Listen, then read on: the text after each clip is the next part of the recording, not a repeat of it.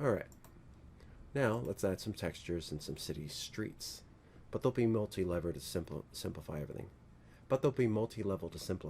So let's take a look. Here's the city. Let's maximize. In a camera view, you can press P for perspective.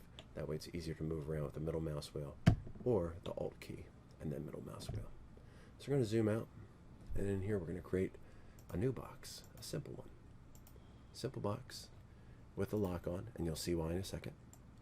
Here you go. There's one. And then up high. It's way too high. So we'll take the lock off, and then we'll change the height, as you can see right here. Let's change it to 1 unit for now. So that'll be our first street. So let's go to our textures. Now let's make a new material, standard material, move these out of the way. But now we're going to do something different. In maps, which is a bitmap, right here, we're going to find something on the internet, which I've already found. But you can go to Google and you can type in street bitmap texture, and you'll probably see this. Then you can click on it. When you find it, then you can right click, save the image as, and I like to save it right to our projects, 3D, and our city.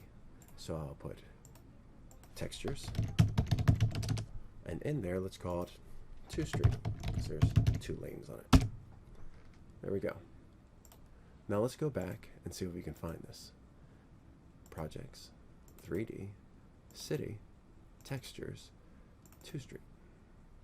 Now, visually, a diffuse color is the color on the surface itself, the base color.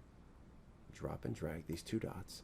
Now this bitmap will sit on the surface of the box. Double click on this. Click on this for assigned material to the scene. Now we're almost there. Next step in this viewport.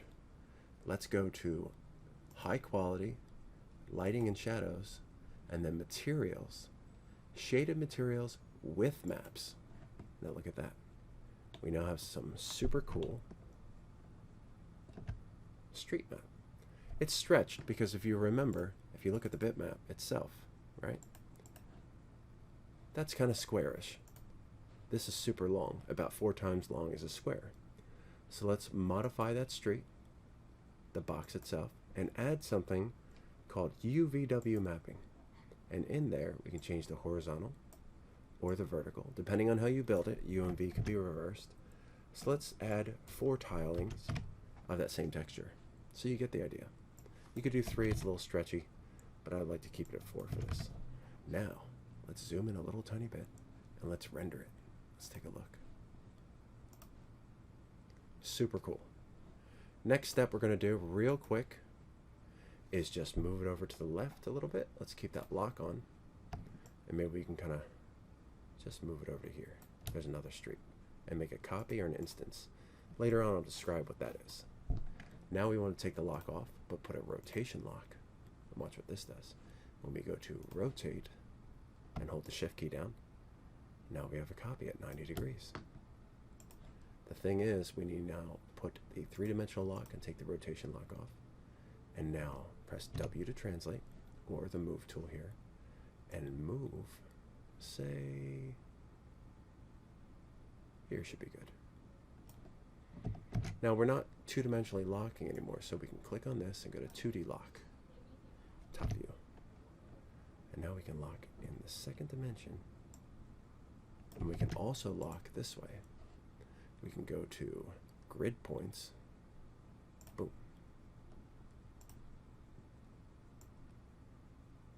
There we go.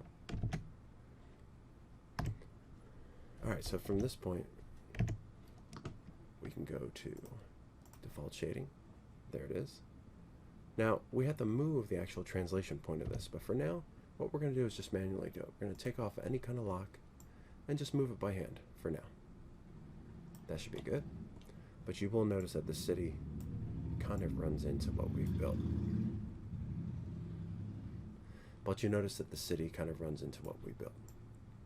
So there you go. Off a little bit off the grid, a little bit more random, and yet filling that kind of city feel a little bit more. Camera view, only one problem. If you look closely in the perspective,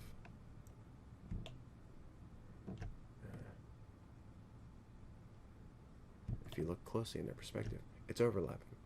So let's move it up, like a multi-level city. Now it doesn't touch, the maps don't conflict with each other, and everything should be fine. Let's render. Look at that.